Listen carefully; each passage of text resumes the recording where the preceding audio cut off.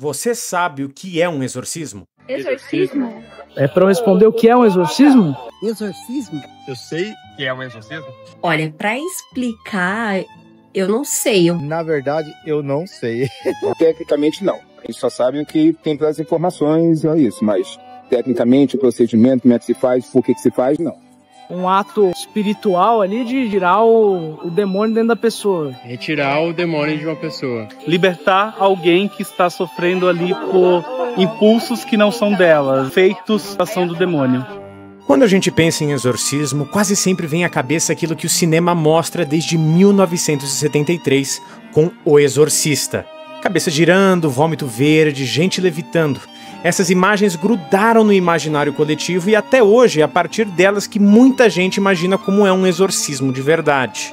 Mas o que acontece quando a câmera não está filmando? O que é um ritual real de exorcismo, longe do roteiro e dos efeitos especiais? A Igreja Católica pratica ritos de exorcismo há mais de 2000 anos, então dá para imaginar que ao longo desse tempo todo, muitas histórias foram criadas e modificadas pelo tempo também. Levando tudo isso em consideração, a dúvida que fica é: até que ponto dá pra dizer que algo é uma possessão demoníaca real e quando que isso passa a ser considerado um distúrbio mental, que demanda tratamento psicológico e psiquiátrico de verdade? Então bem, é nesse limite entre fé, ciência, tabu e medo que esse documentário entra, pra gente tentar entender de uma vez por todas o que de fato é um exorcismo.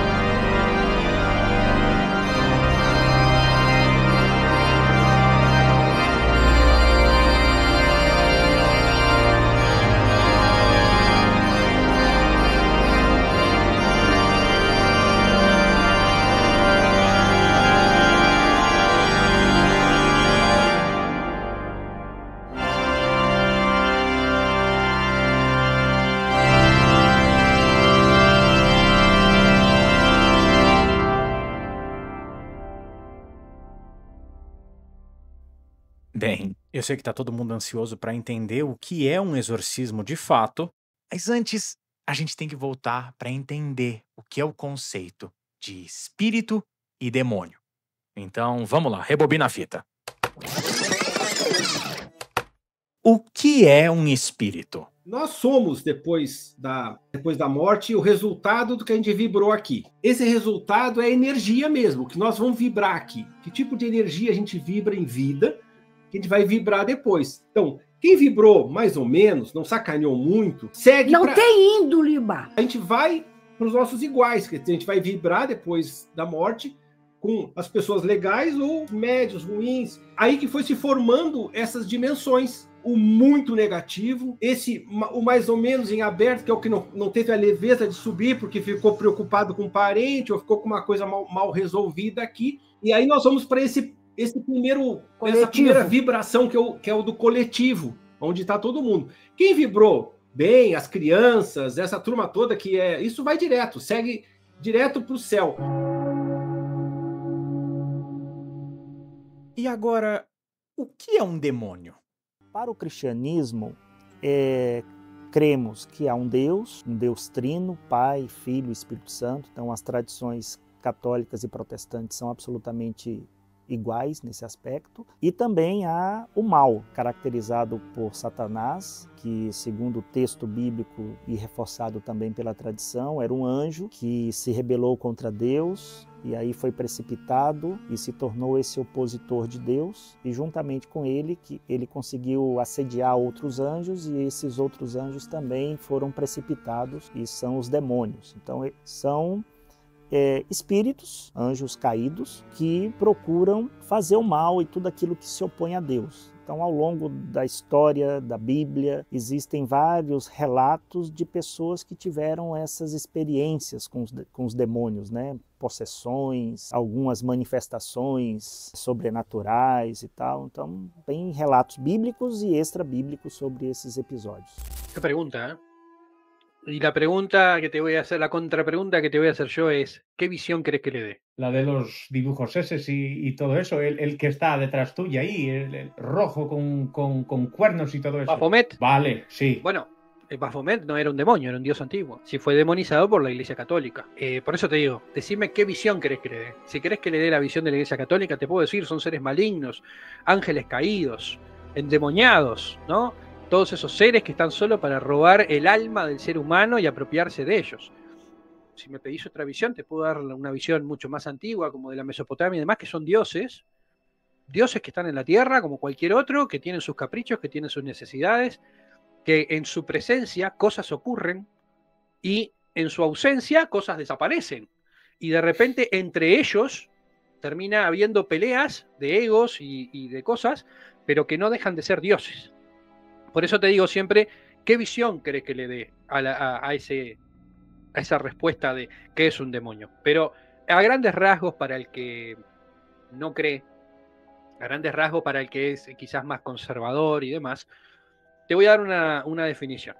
Es una energía poderosa, ¿ah?, que es capaz de ingresar o poseer un cuerpo físico, que cuenta con conocimiento, que cuenta con determinados, no voy a decir dones porque se llaman potestades, esa es la diferencia que hay entre lo que hay en demonio cuando se manifiesta y cuando no, ¿ah?, y que bueno, que son capaces de corromper al hombre, porque en realidad el demonio, pues muchos se piensan que toma el cuerpo, el alma, que ahí es donde está lo que realmente quiere, pero en realidad el demonio lo primero que ataca es la mente, trabaja sobre la mente, y es una energía que bueno, tenemos que entender, tenemos que comprender, tenemos que entender el por qué está ahí, y bueno, el trabajo del demonólogo es quizás a veces tratar de solucionar la salida de ese cuerpo sin lastimar al anfitrión, ¿no? Bem, acho que deu para entender melhor as diferenças entre espírito, demônios, o que é um, o que é o outro. Então, vamos falar agora do tópico principal do documentário.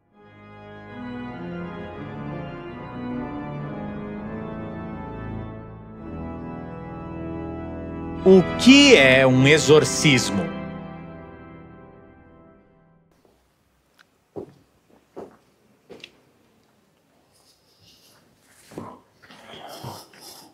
O exorcismo, ele é um rito, né? Um rito litúrgico dentro da igreja. Ele é um que nós chamamos de sacramental, porque dentro da igreja nós temos os sacramentos, nós temos 7 sacramentos, né? Porém, o exorcismo, ele é um sacramental, né? Um rito litúrgico, um momento dentro da liturgia da igreja, onde nós oramos, nós rezamos pela libertação das pessoas que se encontram com algum tipo de ação maligna, né? Em suas vidas. O maligno, ele pode agir aí dentro da tentação, né? Que são a ação ordinária. E tem as ações extraordinárias, que é a infestação. A infestação, ela se dá em locais, nas casas, nos espaços, em objetos, em animais inclusive, né? E a vexação e a possessão que age na pessoa. E tem também aí a obsessão, né? A obsessão diabólica, que está muito próxima aí da questão psíquica inclusive, né? Psiquiátrica, né? Antigamente, pegando o período antigo, o período medieval, era tudo explicado pela espiritualidade, né? Por exemplo, chega no período medieval, tem a chamada caça às bruxas, né? Tem uma obra que eu inclusive indico em sala de aula chamada Martelo das Feiticeiras, que era numa época onde se acusava principalmente mulheres, né, de bruxaria, e aí a Inquisição ia lá investigar e muitas foram torturadas, foram mortas. Então essa questão da espiritualidade,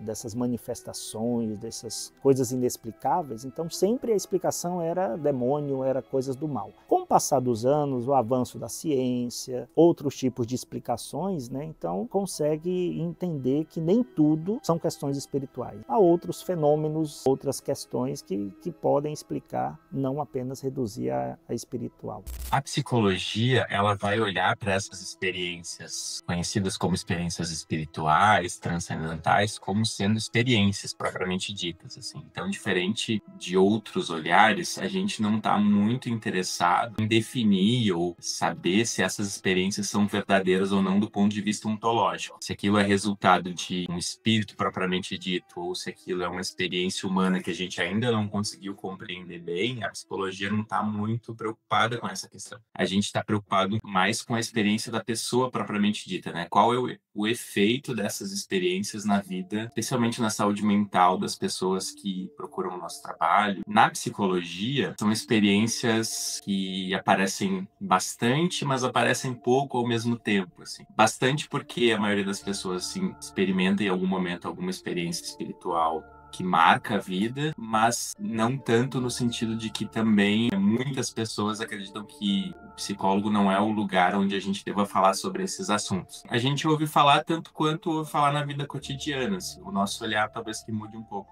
A ação demoníaca, ela é uma ação muito concreta. O demônio, ele é espírito maligno, né? Se nós vamos lá, voltamos à Sagrada Escritura, voltamos à Palavra de Deus, o demônio era um anjo de luz. Lúcifer, ele era um anjo de luz, ele estava ali ao lado de Deus, era um dos mais brilhantes. Porém, ele se rebelou, ele se revoltou contra Deus. A partir daí, ele já não obedece mais Deus. Mas é interessante porque o que nós observamos, aí a igreja observa no decorrer dos 2000 anos, né? Essa ação concreta da ação do demônio, do espírito maligno, né? Então ele age, quando nós pegamos, por exemplo, a questão da possessão, o demônio, o espírito maligno, ele está na pessoa. Então ele fala através da pessoa, ele se movimenta através da pessoa. Então eu penso que qualquer teoria, qualquer pensamento contrário, aliás, tem um documento de São Paulo VI, escrito em 15 de novembro de 1972, e ele fala justamente isso, que sai fora do ensinamento bíblico e doutrinário da igreja quem nega a ação do demônio, quem nega que o demônio exista, por exemplo. Então, o interessante no Ministério do Exorcismo é justamente isso, porque a gente, embora, claro, a gente não vê com os nossos olhos, mas nós tocamos concretamente naquilo que é a ação do maligno, do demônio, né? Nós temos presença de espíritos malignos no Antigo Testamento e o Novo Testamento também há muitas passagens que remetem a isso. Então Jesus, ele expulsou alguns demônios, né? Alguns episódios marcantes, um deles, assim, bem marcante, é um rapaz que era surdo, mudo e estava com um demônio. Então Jesus, ele expulsa esse demônio, né? Então tem diversas passagens bíblicas que falam sobre exorcismos, tanto de Jesus, dos discípulos. Mas como ocorre uma possessão de fato? Quase sempre as pessoas vêm até nós, ou foi encaminhada por um sacerdote. Geralmente a pessoa traz queixas, ou às vezes de questões na vida social, na vida financeira, na própria saúde. Quase sempre a gente recebe pessoas que passaram por vários médicos, fizeram muitos exames, aqueles exames não deram nada. Quando a pessoa chega até nós fazemos uma investigação da vida da pessoa, por onde ela passou, se ela frequentou lugares estranhos à fé cristã, porque existem lugares onde se cultua isso, né? Onde se busca, onde se abre portas para que a pessoa seja contaminada desta maneira, né? Então nós fazemos essa conversa. Por vezes, muitas pessoas que procuram, você percebe que não tem nada a ver com o tema, com a situação e tal. Mas às vezes as pessoas querem vir para ter uma resposta final. Agora, como é que acontece de fato? Geralmente, claro, a partir dessa conversa, dessa triagem, nós vamos identificando alguns pontos, seja de questões físicas, seja de questões sensoriais da pessoa. Muitas pessoas que a gente atende são pessoas que têm a vida normal, a pessoa trabalha, tem família, né? Faz as correrias do dia a dia, tudo normal. Mas quando chega, por exemplo, suponhamos, hoje é segunda-feira. Então, na segunda-feira, a vida corre normal. Na terça-feira, ela já não amanhece muito bem. Já amanhece indisposto, uma dor de cabeça, assim para baixo, né? E aí chega aqui um desconforto dentro da igreja. E aí, quando sobe na sala onde nós fazemos atendimento, cada caso é o caso, como eu disse, mas a pessoa senta ali. E quando eu falo, tudo bem com você, já não é mais ela. É o espírito maligno. Ele responde.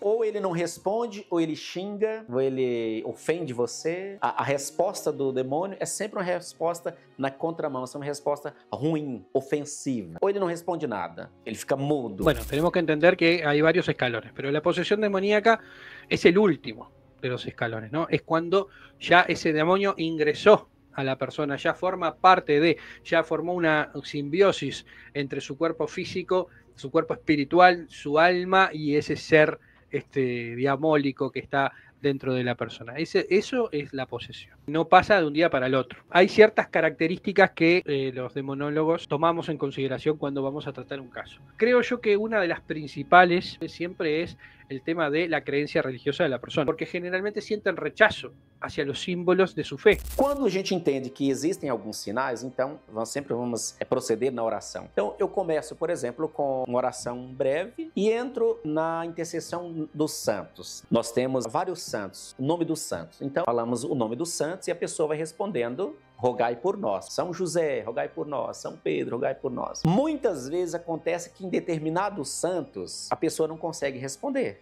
Estávamos atendendo uma pessoa que ela respondia, né? São José, rogai por nós. Santa Rita de Cássia, rogai por nós.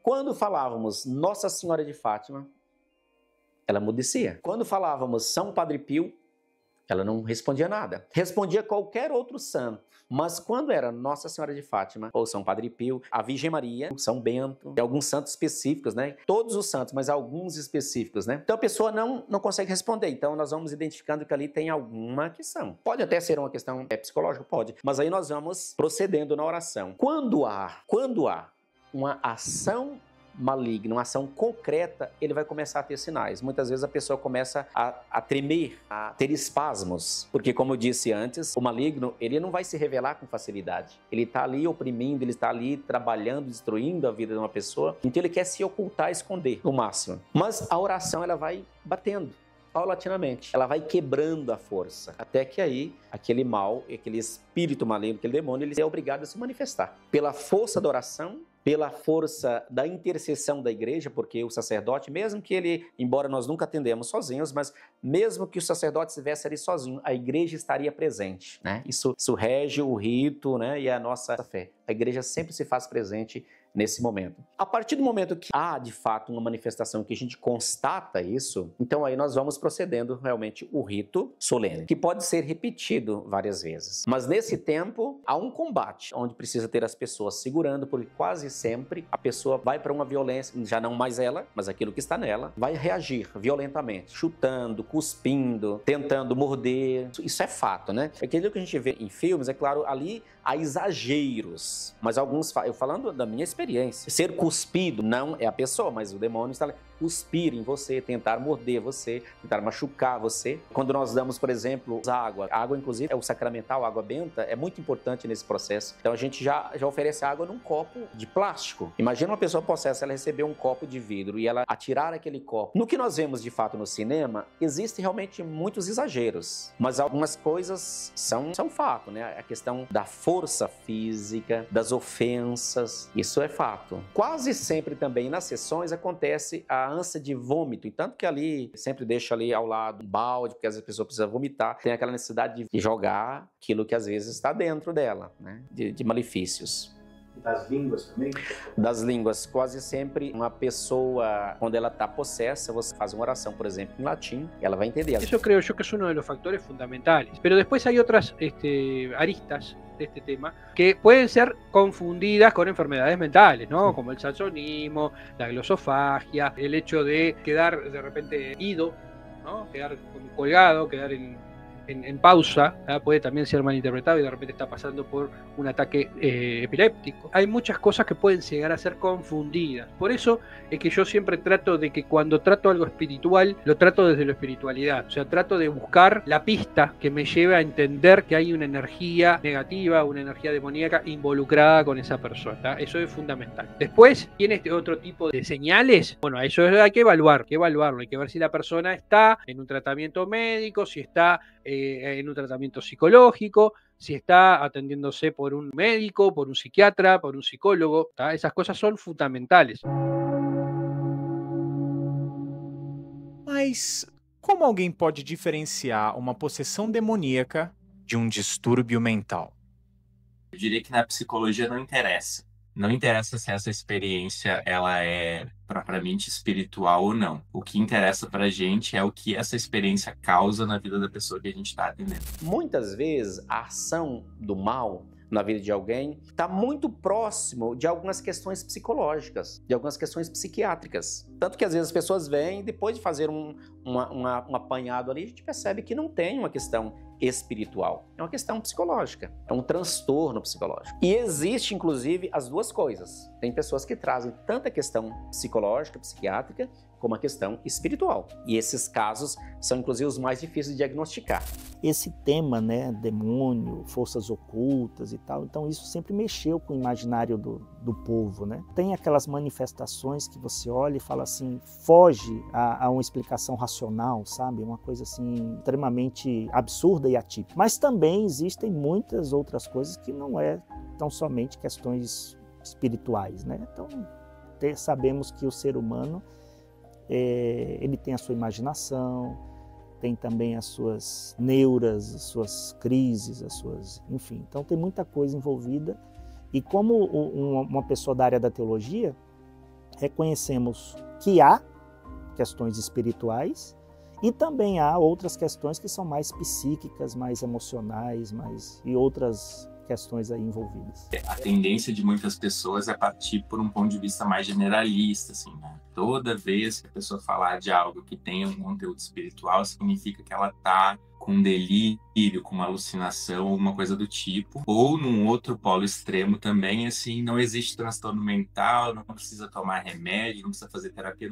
não precisa fazer nada, precisa só se curar espiritualmente. E acho que esses dois polos, eles são bastante perigosos. A pessoa ela vai trazendo algumas questões, geralmente ela vem acompanhada, nós nunca atendemos uma pessoa sozinha, ela precisa estar acompanhada de uma ou duas pessoas. Aí nós perguntamos também àquela pessoa que acompanha, que convive, né? Se ela vê, se ela tem as mesmas sensações, se ela ouviu, se ela viu alguma coisa também, para a gente ir fazendo esse filtro. Quando a persona está débil, está deprimida y demás, obviamente que es mucho más vulnerable a este tipo de fenómenos. Es muy común, yo siempre digo lo mismo, ¿no? Por eso trato siempre de que las personas entiendan que no solo la energía espiritual, ni el cuerpo físico, ni nada, sino la mente, la psiquis de las personas. Hay que entender de que ese demonio empieza a socavar esa mente para derribarla y para poder ingresar. Una persona que está pasando por depresión, que está pasando por un duelo, que está pasando por una etapa dolorosa en su vida, o que quizás directamente no tiene conciencia de lo que está haciendo, es totalmente vulnerable. Por eso es muy común,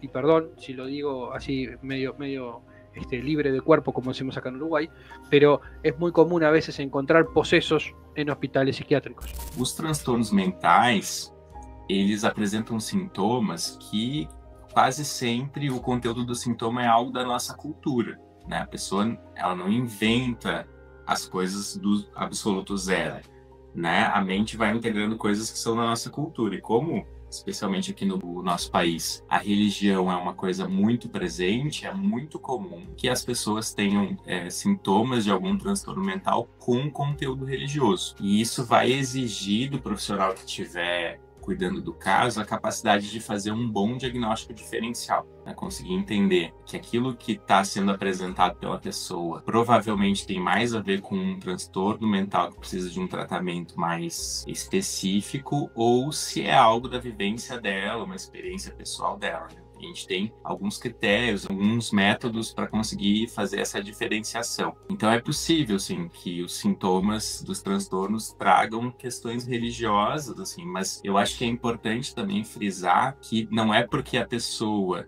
tem experiências anômalas, que são difíceis de explicar do ponto de vista científico, como é a experiência da possessão, isso não significa categoricamente que a pessoa está com um transtorno mental. É muito possível que a pessoa experimente experiências como essa e não tenha transtorno nenhum, que seja uma experiência que ela define como espiritual, a psicologia não define como nada, porque não é uma questão importante para nós essa definição, mas a gente tenta entender o impacto dessas experiências na vida da pessoa, na saúde mental dela.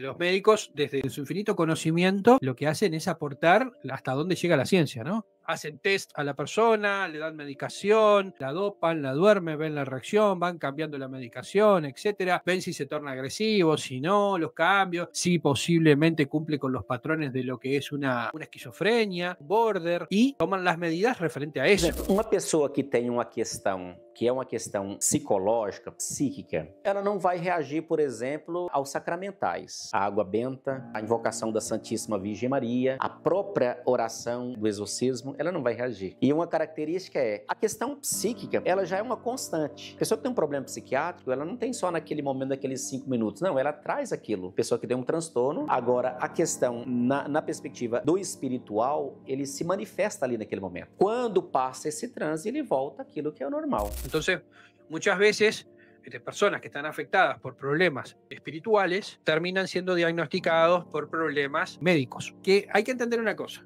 El demonólogo no es médico, salvo que haya estudiado para ser médico, no es psiquiatra, salvo que haya estudiado para psiquiatra, ni es psicólogo. Pero la realidad es que muchas veces el estudio, los casos y demás te van formando con ciertas habilidades para poder diagnosticar ciertos temas. Y a veces nosotros nos encontramos con esa dualidad de qué hacemos, porque ya está en un tratamiento médico, pero también necesita un apoyo espiritual. Entonces el demonólogo trata de equilibrar la balanza, ¿no? Trata de ayudar a la persona sin interferir con el tratamiento médico. Los verdaderos demonólogos, los verdaderos sanadores, los verdaderos investigadores paranormales, jamás de los jamases le van a decir a una persona: deja la medicación, deja de tomar esto, deja de tomar aquello, no vayas al médico, jamás, porque no somos quienes para interferir con la ciencia. Lo que sí les pedimos es que sean conscientes de que si también van a tomar armas en el camino espiritual, de que bueno, de que quizás su médico o su tratante no lo comparta, pero que jamás abandone lo que están haciendo, ¿no?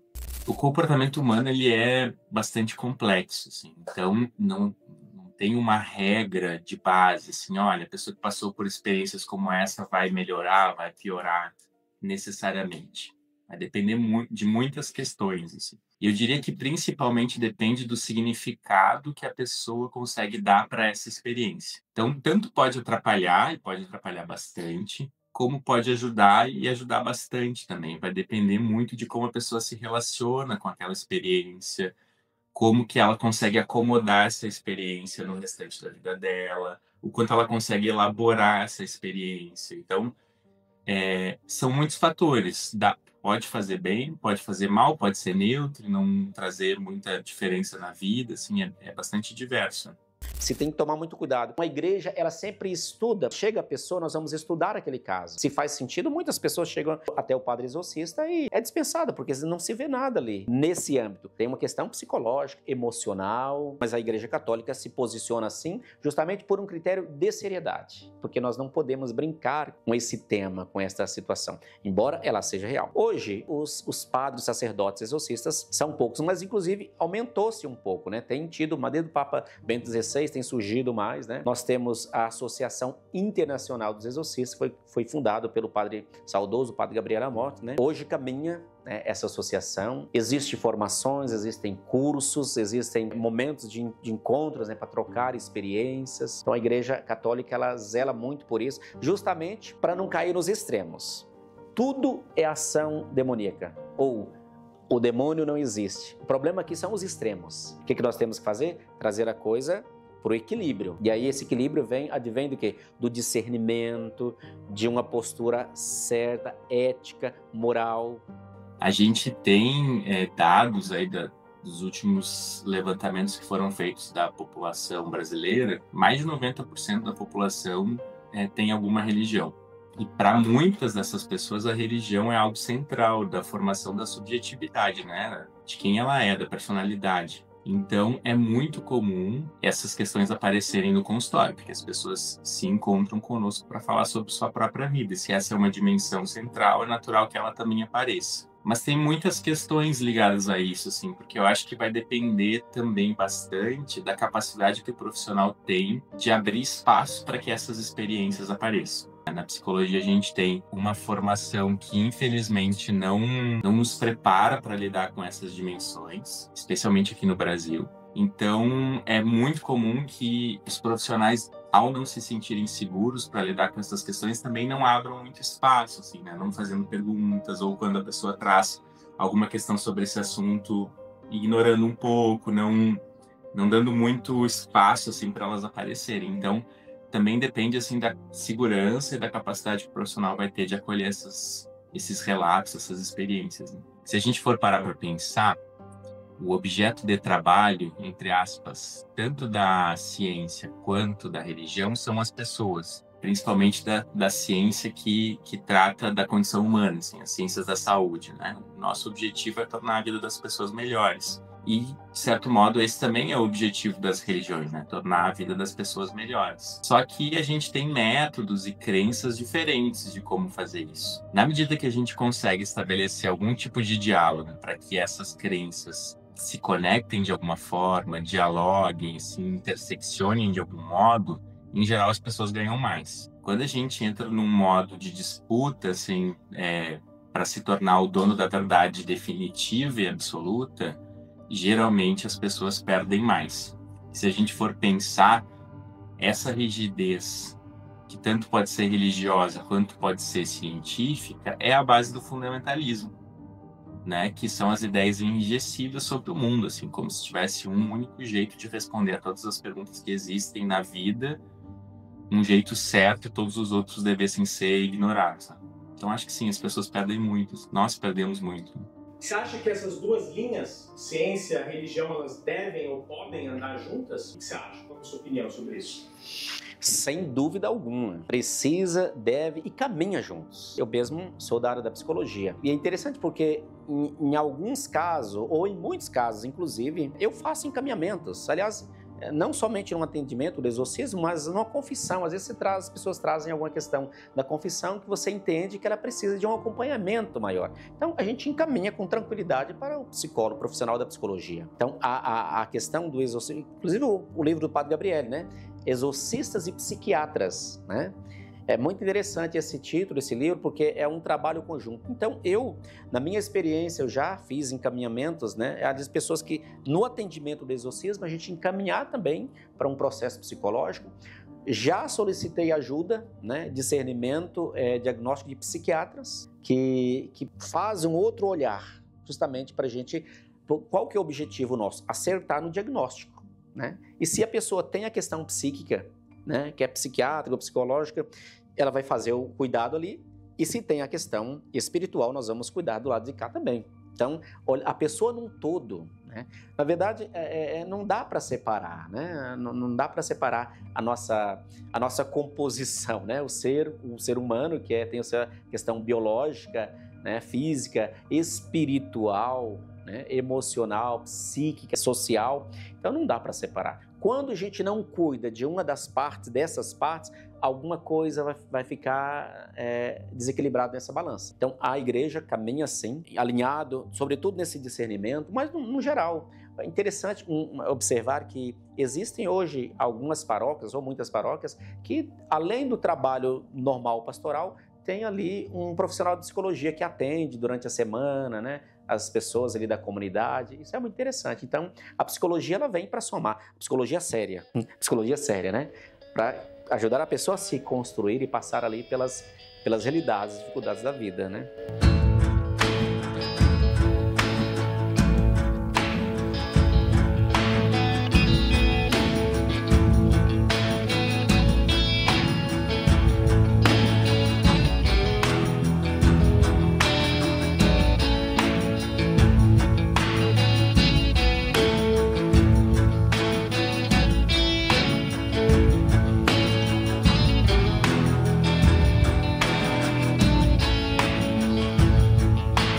Tender is the night, lying by your side. Tender is the touch of someone that you love too much. Tender is the day the demons go away. Lord, I need to find someone who can heal my mind. Come on, come on, come on. Get through it. Come on, come on, come on. Love's the greatest thing. Come on, come on, come on. Get through it. Come on, come on, come on. Love's the greatest thing that we have. I'm waiting for that. É a pergunta final que você sempre faz. Pergunta final que eu sempre faço. É claro, agora já está em cima já estamos muito longe no campeonato, né?